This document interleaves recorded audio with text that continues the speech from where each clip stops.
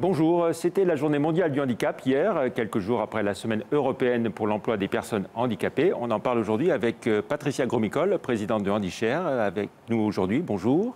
Bonjour Jean-Pierre. HandiShare, votre entreprise créée voici un peu plus de 6 ans, a pour caractéristique de n'employer que des travailleurs handicapés. La preuve qu'avec un peu de volonté, les travailleurs handicapés ont toute leur place dans l'entreprise. Tout à fait. Et cette journée mondiale du handicap du 3 décembre a été instaurée en 1992 par l'ONU.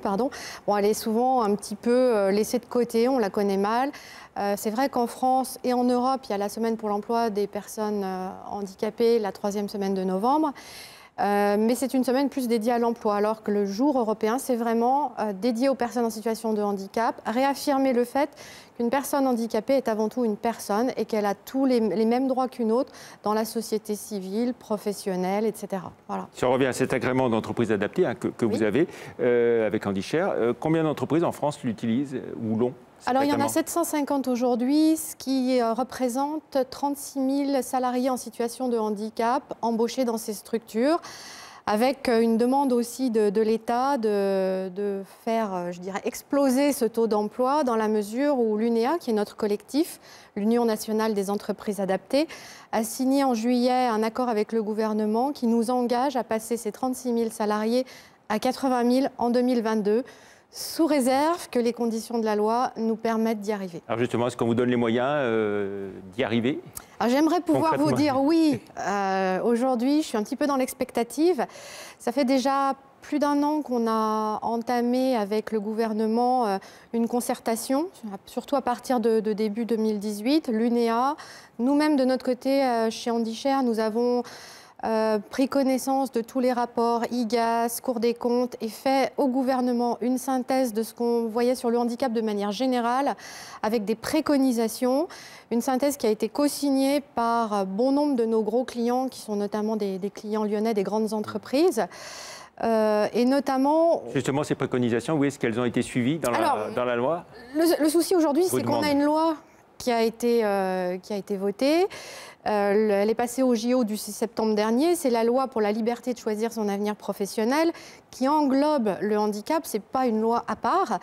Néanmoins, pour connaître les détails, il faudrait connaître les 80 décrets d'application liés à cette loi, décrets que nous ne connaissons pas aujourd'hui. Qui ne sont pas pris, hein? Non, pas encore. Donc la concertation continue parce que notamment du côté des entreprises, le gouvernement a clairement dit qu'il souhaitait que les entreprises s'engagent sur un 6% de personnes en situation de handicap dans les entreprises, mais sur l'emploi direct uniquement.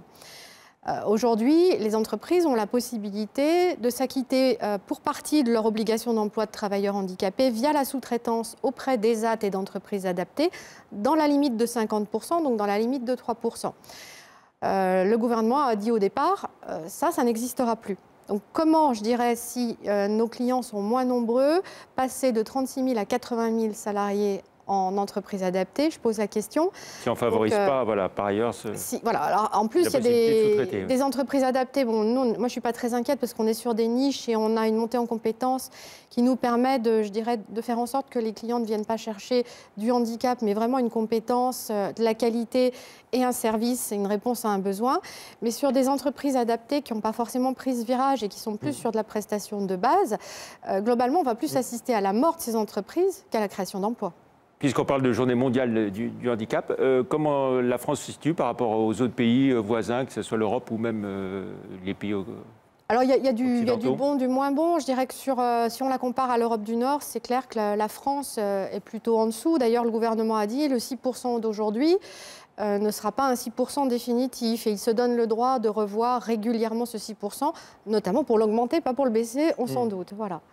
Et est-ce qu'on sent que les entreprises sont plus sensibilisées, prêtes à faire des efforts, ou ça reste quand même le fait d'une minorité? Il y a une vraie sensibilisation, il y a des vraies entreprises vraiment investies dans tout ce qui est RSE de manière globale, hein, pas que sur le handicap. Responsabilité sociale et sociétale de l'entreprise. De l'entreprise, tout à fait. Il y en a, on sent que c'est une vraie volonté et qu'ils ont envie d'y arriver. C'est pas de l'affichage. Il y en a encore pour qui ça reste de l'affichage.